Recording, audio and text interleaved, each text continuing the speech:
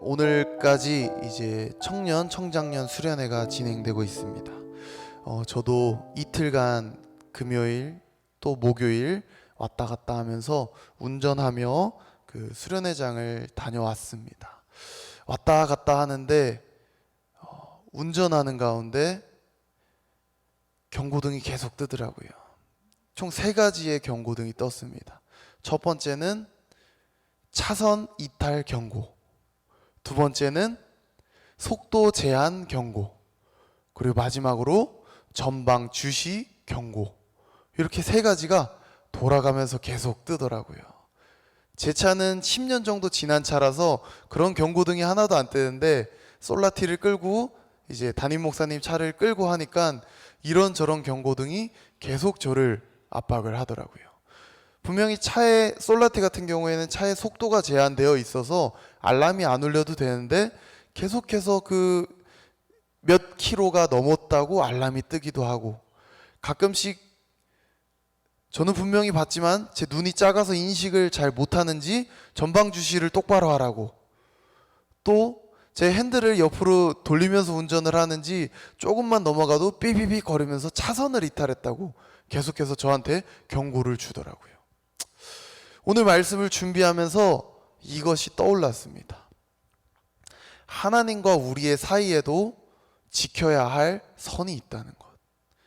분명히 차를 타도 계속해서 우리를 지켜주는 겁니다. 경고의 메시지가 뜬다는 것은 차선을 이탈하지 않도록 경고하는 것이고, 속도를 지킬 수 있도록 경고하는 것이고, 또 전방을 계속해서 주시하면서 운전하는 것이 안전하기 때문에 우리에게 그렇게 경고의 메시지를 주면서 제가 집중할 수 있게 해주는 장치의 역할을 했던 것입니다.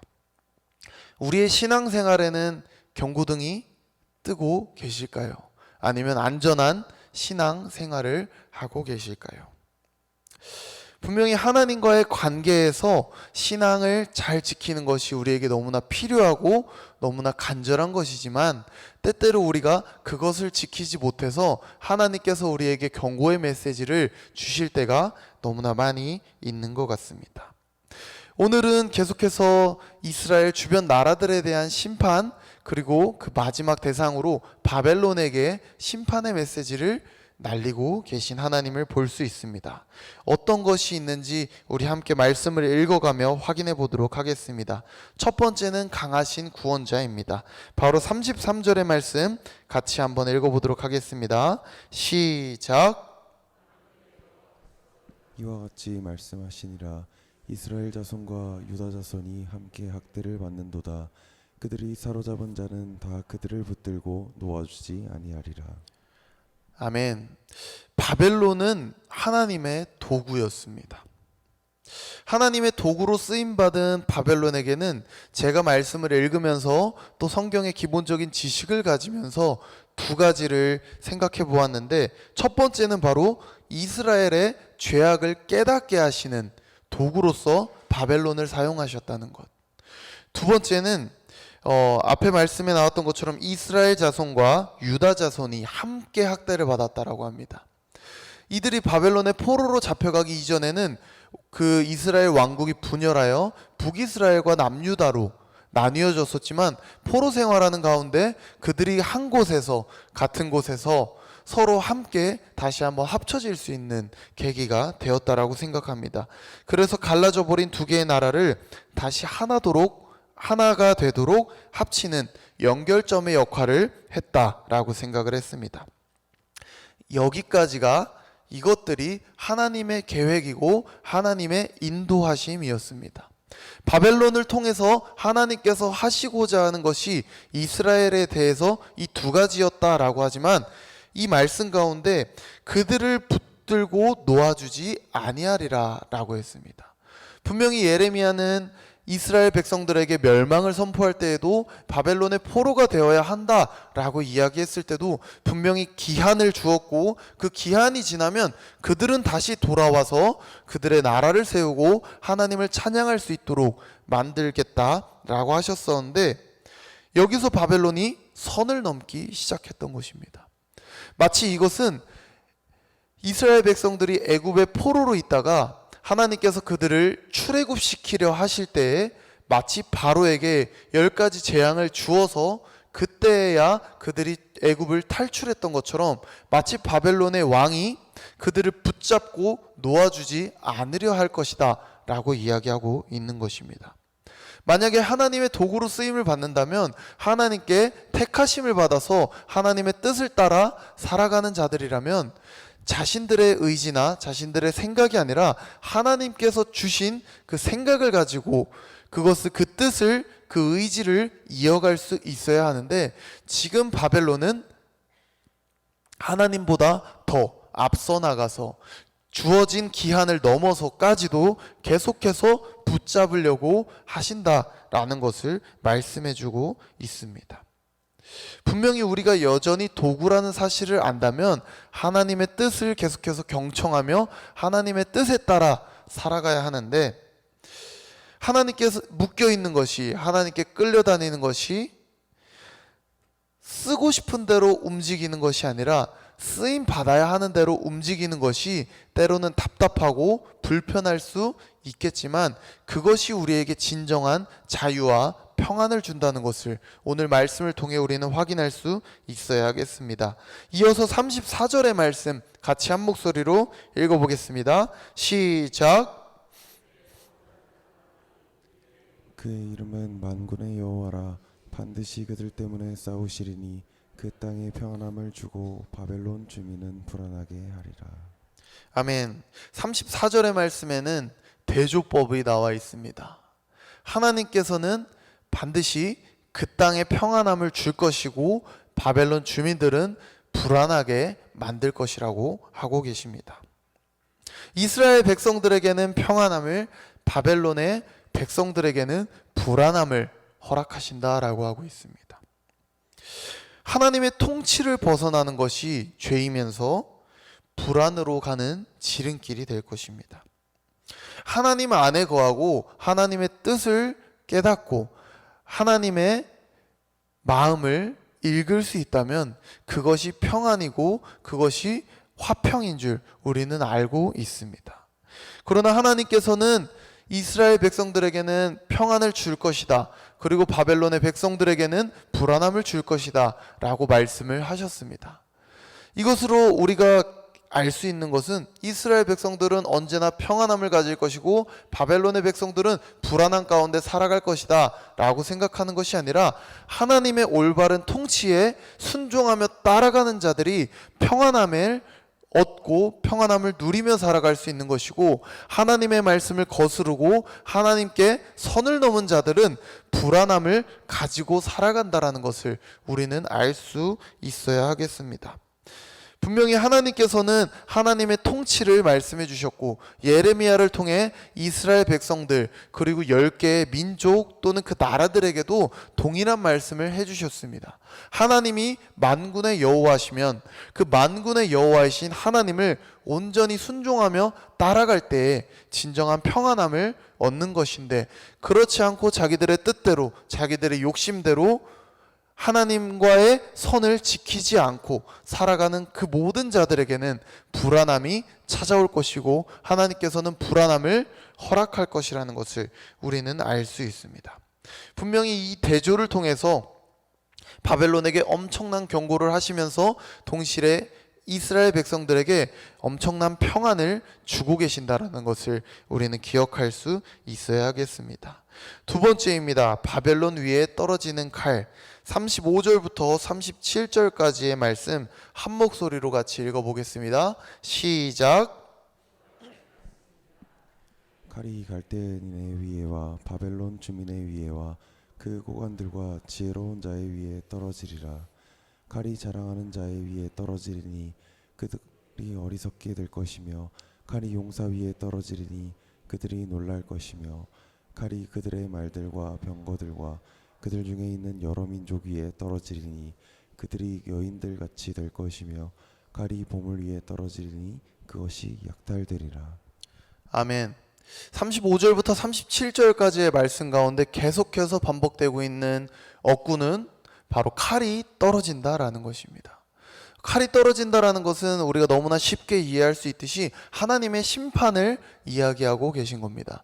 바로 바벨론 사람들에게 하나님의 심판이 임할 것이다. 왜? 선을 넘었기 때문에. 하나님의 말씀에 순종하며 따라가는 것이 아니라 하나님의 도구로서 사용되는 은혜를 저버리고 자신들의 의지, 자신들의 힘을 가지고 계속해서 이스라엘 백성들을 압제하고 탄압하려고 하는 그 바벨론의 모든 이들에게 하나님께서는 심판의 말씀을 전하고 계신다라는 것입니다.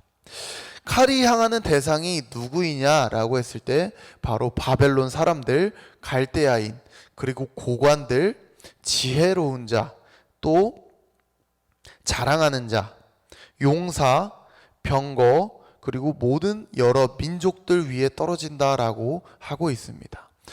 그냥 두리뭉술하게 이야기하면 모든 바벨론에게 심판이 임할 것이다 라고 하는 것이지만 조금 더 자세히 본다면 바벨론과 갈대아인 그리고 고관들, 여기서 말하는 지혜로운 자는 바로 하늘의 별들을 관찰하는 천문학자들 또는 점성술사라고 할 수 있는 그 어찌 보면은 하나님의 뜻이, 하나님의 말씀이 그들의 삶을 이끌어가도록 인도하는 것이 아니라 하늘의 별을 보면서 또는 자의적으로 자신들의 마음대로 그 바벨론의 사람들을 이끌어가는 자들을 이야기하는 것이며, 여기서 말하는 자랑하는 자들, 이거는 바로 거짓된 선지자들을 이야기합니다.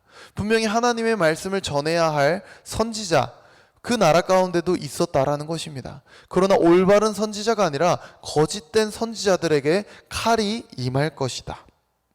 어떻게 보면 지금까지 말했던 이 대상들은 이 바벨론을 이끌어가고 통치해가는 너무나 중요한 고위 관리들이라고 할 수 있다면, 또 이어서 나오는 용사들, 말들, 병거들, 또 여러 민족 위에 떨어진다라고 하고 있는데, 이것은 바로 그들이 자랑하고 있는 그들의 군사, 그들의 힘, 그들의 어떤 자랑할 수 있는 것들이라고 할 수 있습니다. 여기서 말하는 여러 민족들도 분명히 하나의 나라로서만 세워져 있는 것이 아니라 여러 민족들이 함께 이루어져 있는 바벨론 가운데 그 모든 민족들에게 심판이 동일하게 임할 것이라고 하나님께서는 말씀해주고 계십니다.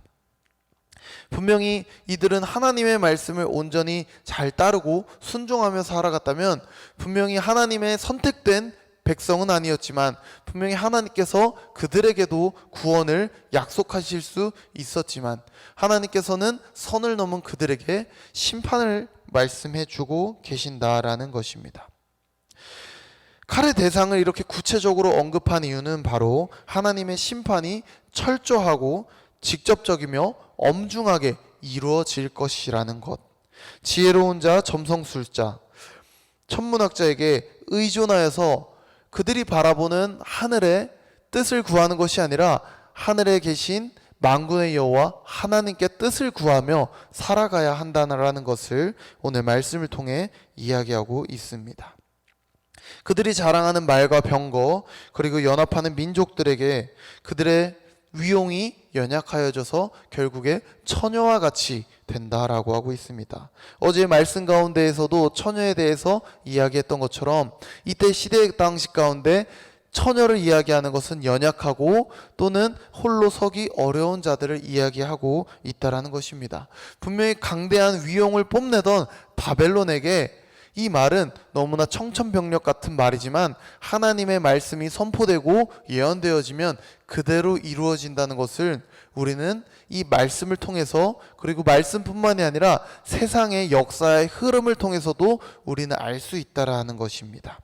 하나님의 칼은 심판받는 자들의 위치를 변화시키고 마음을 변화시키고 그들이 자랑하는 것이 수치가 되게끔 만드신다라는 것을 우리는 알 수 있습니다.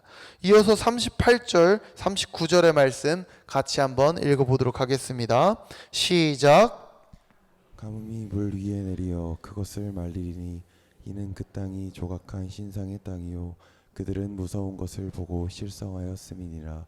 그러므로 사망의 들짐승이 승냥이와 함께 거기에 살겠고 타조도 그 가운데 살 것이요 영원히 주민이 없으며 대대에 살 자가 없으리라. 아멘. 38절에 보면은 가뭄이 물 위에 내려 그것을 말리리니 라고 이야기하고 있습니다. 가뭄이 물 위에 내린다. 우리가 쉽게 생각할 수 있는 가뭄은 비가 오지 않아서 땅이 갈라졌을 때 그곳이 가뭄이 일어난다라고 이야기할 수 있지만, 하나님께서 말씀하시는 가뭄은 물 위에 내려서 거기 있는 모든 물을 마르게 할 정도로, 우리가 생각하는 일반적인 가뭄이 아니라 하나님께서 내리시는 심판으로서의 가뭄은 우리의 힘으로 도저히 막을 수 없는 가뭄이라는 것입니다. 분명히 하나님께서 이 바벨론 백성들에게 심판하는 이유는 첫 번째는 선을 넘는 것, 이스라엘 백성들을 끝까지 붙잡으려고 했던 그들의 욕심과 그들의 생각을 하나님께서 꾸짖으면서 말씀해 주시지만, 이어서 하나님께서 한 가지 더 말씀해 주신 것은 조각한 신상의 땅이요 그들은 무서운 것을 보고 실성하였습니다 라고 이야기하면서 우상 숭배에 대해서 다시 한번 이야기해 주고 계신다라는 것을 우리는 알 수 있습니다. 이 바벨론이란 나라는 분명히 하나님의 도구로서 수많은 나라들을 치며 이스라엘 백성들에게 심판 또 하나님의 징계를 알려주는 귀한 도구로서 사용됐지만, 그들의 한편에는 우상을 숭배하며 어찌 보면 그 우상은 비를 내리게 해달라고 하는 그 우상이 될 수 있었다라는 것입니다. 하나님은 그 모습을 보면서도 그것을 전혀 좌시하지 않으시고 그들의 잘못을 꼬치꼬치 캐물어 주시면서 그들의 잘못이 진정 어떤 것인지 깨달을 수 있게 말씀해 주고 계신다라는 것을 우리는 알 수 있습니다. 이어서 39절의 말씀에 사막의 들짐승이, 승냥이 그리고 타조와 함께 살아간다라고 하고 있습니다. 바벨론 땅에 들짐승, 승냥이, 타조가 같이 산다라는 것은 사막화되는 땅 가운데 살 수 있는 동물들이 산다 라고 이야기하면서 그 땅이 더 이상 황폐하여지고 쓸모 없어질 정도로 회복될 수 없는 땅이 될 것이다 라고 이야기해주고 있습니다. 흥왕한 바벨론에 찾아온 절대적으로 마주하기 싫은 심판, 붙잡은 것을 놓게 하시는 또 흩으시는 하나님을 우리가 말씀을 통해 확인할 수 있습니다. 이어서 40절의 말씀 같이 읽어보도록 하겠습니다. 시작. 여호와의 말씀이니라. 하나님께서 소돔과 고모라와 그 이웃 성읍들을 뒤엎었듯이 거기 사는 사람이 없게 하며 그 가운데 머물러 사는 사람이 아무도 없게 하시리라. 아멘. 40절의 말씀에는 소돔과 고모라를 떠올리게 하였습니다. 소돔과 고모라는 어떤 심판을 받았나요? 하늘에서 떨어지는 유황불로 그들은 불의 심판을 받았습니다. 이에 앞서 아까 말씀을 나눴던 것처럼 칼이 떨어진다. 바벨론이라는 나라가, 바벨론이라는 성읍들이 있으면은 우리가 수요일에 함께 말씀을 나누었던 것처럼 삼손이 성문을 뜯어갔다라는 것은 너무나 중요한 그 성의 핵심적인 그 문을 허물어지게 하는 것처럼, 바로 이 하늘에서 떨어지는 불의 심판을 다시 이야기하는 것처럼 칼의 심판이 임한다라는 것은 그들이 아무리 그들의 힘으로 하나님의 심판을 막아보려 한다 하더라도, 그들이 주변을 아무리 두텁고 높게 쌓는다 하더라도 하나님의 심판은 그들이 생각할 수 없는 하늘에서 떨어진다라는 것, 칼이 하늘에서 떨어지고 유황불이 하늘에서 떨어지는 것을 우리 사람의 힘으로는 도저히 막을 수 없다라는 것을 통해 전능하신 하나님의 심판을 막을 수 있는 자는 아무도 없다라고 하나님의 위대하심 또 만군의 여호와의 위용을 나타내는 것을 우리는 확인할 수 있겠습니다. 마지막으로 피정복 신세가 된 바벨론을 치시는 하나님에 대해서 짧게 말씀을 드리면, 우리는 이 두 가지를 통해 하나님이 하나님 되심을 기억할 수 있어야 하겠습니다. 정복자의 위치에 있던 바벨론이 한순간 피정복자로서 바사라는 신흥 강국, 페르시아라는 신흥 강국에게 무릎을 꿇고 세상의 저편, 역사의 저편으로 사라진다라는 것을 말씀해 주면서, 하나님께서는 죄에 대하여 공의의 하나님이시라는 것을 우리는 다시 한번 기억할 수 있어야 합니다. 당연히 쓰고 버리는 도구로서의 바벨론을 사용하신 것이 아니라 바벨론의 교만 때문에, 바벨론의 죄악 때문에 하나님은 심판하신다라는 것입니다. 바벨론을 향한 심판의 메시지이지만 이스라엘 백성들이 이 예레미야의 선포, 예레미야의 예언을 들을 때 어떤 마음을 가져야 할까를 생각해 보았습니다. 우리를 포로로 잡고 있는 이 강대국을 하나님께서 심판하신다고 하네. 우리를 버리시고 바벨론을 선택하신 것이 아니라 잠시 도구로서 바벨론을 사용하고 계신다라고 그들이 깨달을 때 순간 하나님이 연약하셔서, 하나님이 무능하셔서 우리를 바벨론의 손에 넘겨주었다라고 착각할 수 있었겠지만, 이스라엘 백성들이 이 말씀을 들을 때는 깨달을 수 있어야 합니다. 또 오해하지 말아야 합니다. 단순히 하나님은 우리 안에서만 전능자로 계신 분이 아니라 세상 모든 민족이 섬겨야 할 만군의 여호와시라는 것을, 이것을 우리의 신앙에 접목해 본다면 지금 나에게 찾아온 바벨론과 같은 고통에 무너지는 것이 아니라 그 고통까지도 주관하시는 하나님께 붙들려 있기를, 우리는 엎드려 있기를 기도하고 힘써야 한다는 것입니다. 뜻을 알지 못해 헤매일 때 온전히 하나님의 음성에 귀 기울이는 순종이 필요합니다. 단순히 고통이 찾아와서 그냥 언젠가는 시간이 해결해 주겠지 하고 흘려버리는 것이 아니라, 그 정도의 믿음으로 만족하며 살아가는 것이 아니라, 또는 만족이란 이름으로 하나님을 제외하며 사는 것이 아니라, 진정 나를 넘어 온 세상을 통치하시는 하나님께서 지금도 여전히 이 세상을 주관하신다라는 것을 우리의 마음 가운데 깊이 믿음을 가지고 계속해서 구원의 확장을 우리를 통해 일하고 계심을 믿으며 믿음의 그릇을 키워갈 수 있기를 소망합니다. 우리의 순종을 통해서 하나님을 드러내야 합니다. 안타깝게도 지금 세상이 하나님을 비웃고 있습니다. 이번 파리 올림픽의 개막식만 봐도 최후의 만찬이라는, 어떻게 보면 건드릴 수 없고 넘을 수 없는 성역이었고 선이었을 텐데, 이번 개막식을 마치 성소수자들이 하나님을 비웃듯이 그 최후의 만찬을 풍자하며 그것을 비판하였다라는 것을 우리는 알 수 있습니다. 과연 그들이 이슬람 사람들의 어떠한 것을 건드리고 풍자했다면 이슬람 사람들이 가만히 있었을까요? 그들이 가만히 있지 않을 것을 알았기에 파리 올림픽에서도 최후의 만찬을 통해 지금 하나님은 살아계시지 않다라고 비판하며 조롱했다라고 하고 있습니다.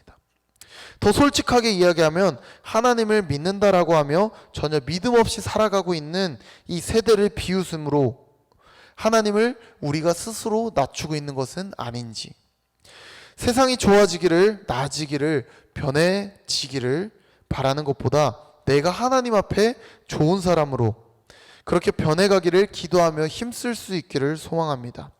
오직 만군의 여호와 하나님이 나를 부르시는 하나님으로 시인하며 살아갈 때 세상과 싸우기 전에 내가 하나님의 진영에 거하며 하나님의 편에서 싸울 준비가 되어 있는지를 점검할 수 있어야 합니다. 오늘의 제목, 그들의 구원자는 강하니.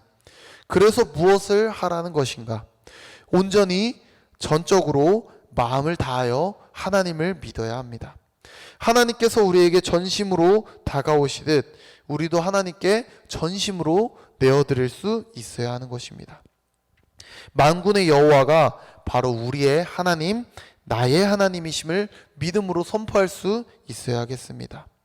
내 삶에 내 앞에 놓여있는 문제를 놓고 내 힘으로 안간힘 쓰는 것이 아니라, 이럴 때일수록 더욱더 기도하며 지금 눈앞에 있는 현상이 변화되지 않는다 하더라도 만군의 여호와이신 하나님이 강하시다라는 것을 온전히 믿으며 하나님 앞에 기도로 우리가 승부할 수 있는 믿음의 실력이 쌓일 수 있기를 주님의 이름으로 소망합니다. 하나님의 말씀을 들을 준비를 해야 합니다. 간절히 찾는 자에게 분명히 임하시고 들려주시는 은혜가 오늘 이 자리에 계신 여러분에게 임하기를 소망합니다.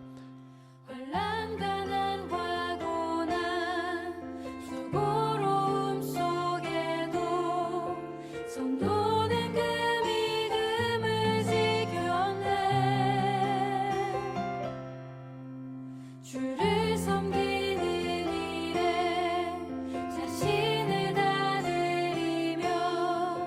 진리의 말씀과 성령으로 그 길을 걸었네. 우리 같이 해볼까요? 다시 한번. 혼란 가난과 고난 수고로움 속에도 손도는 그 믿음을 지켰네. 주를 섬기는 일에 자신을 다 드리며 진리의 말씀과 성령으로 그 길을 걸었네. 그리스도 안에서 그리스도 안에서 새롭게 하시고 그리스도로 인하여 자유케 되었네. 우리는 무명하나 유명한 자요 죽음의 위기 속에도 참 생명 가졌고 근심 하나 기뻐하며 가난한 다른 이를 부욕해 하는 자로다.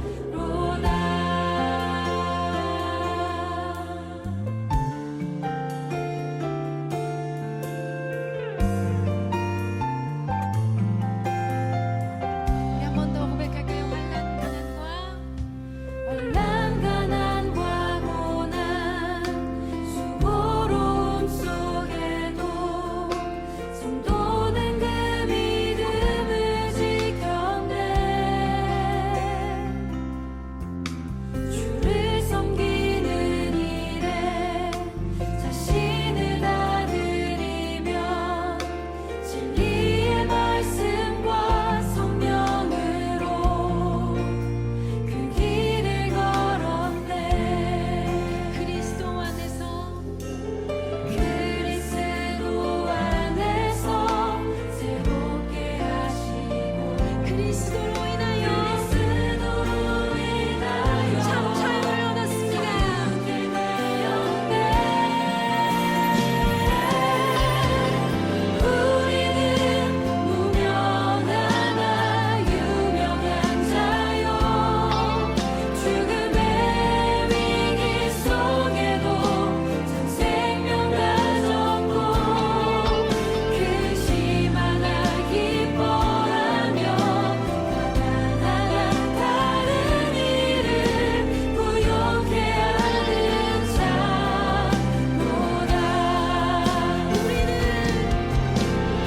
우리는 무명하나 유명한 자요 죽음의 위기 속에도 참 생명 가졌고 근심 하나 기뻐하며 가난한 다른 이를 부욕해 하는 자. 마지막으로 우리는